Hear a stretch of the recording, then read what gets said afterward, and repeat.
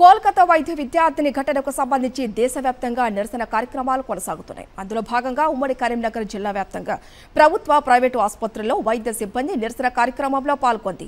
24 గంటల పాటు private hospitals లో ఓపీ సేవలు నిలిపివేయక అత్యవసర సేవలు మాత్రమే కొనసాగుతున్నాయి. ప్రభుత్వ ఆసుపత్రుల్లో ఓపీ సేవలు ఉదయం 9 గంటల నుంచి ఉదయం 10 గంటల మధ్య గంట సేపు ఓపీ సేవలు నిలిపివేశారు. ఉదయం 10 గంటల తర్వాత ఓపీ సేవలు వైద్యులు పునరుద్ధరించారు. కరీంనగర్ ఆసుపత్రి వద్ద ఆందోళన చేస్తున్న ఓ వైద్యురాలు పాట రూపంలో తమ నిరసన తెలిపారు. స్త్రీ జాతికి ఎక్కడ స్వాతంత్ర్యం వచ్చిందని పాట రూపంలో ప్రశ్నించారు. ఎక్కడ వచ్చింది స్త్రీ జాతికి స్వాతంత్రం?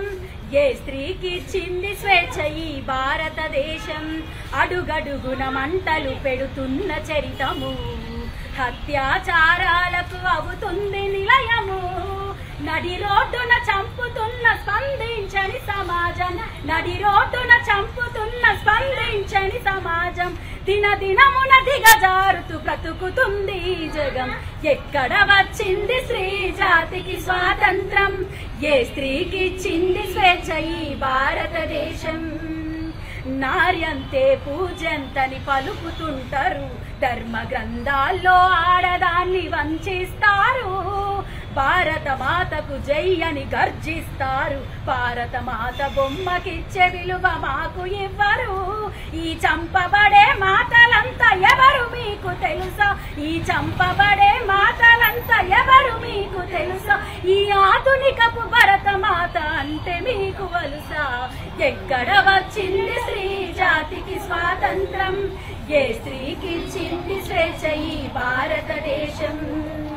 న్యాయాన్ని కులము పేర తీర్పు చేస్తారు, రాజ్యాంగపు హక్కులను కాలరాస్తారు.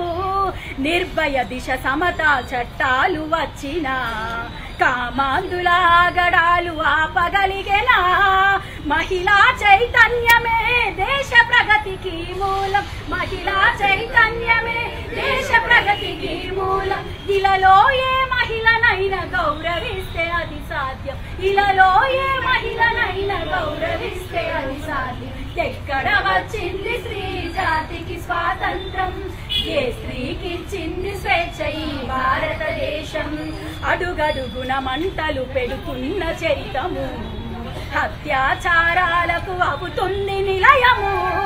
నడి రోడ్డున చంపుతున్న స్పందించని సమాజం, నడి రోడ్డున చంపుతున్న స్పందించని సమాజం. దినదినమున దిగజారుతూ బ్రతుకుతుంది ఈ జగం, దినదినమున దిగజారుతూ బ్రతుకుతుంది ఈ జగం. We want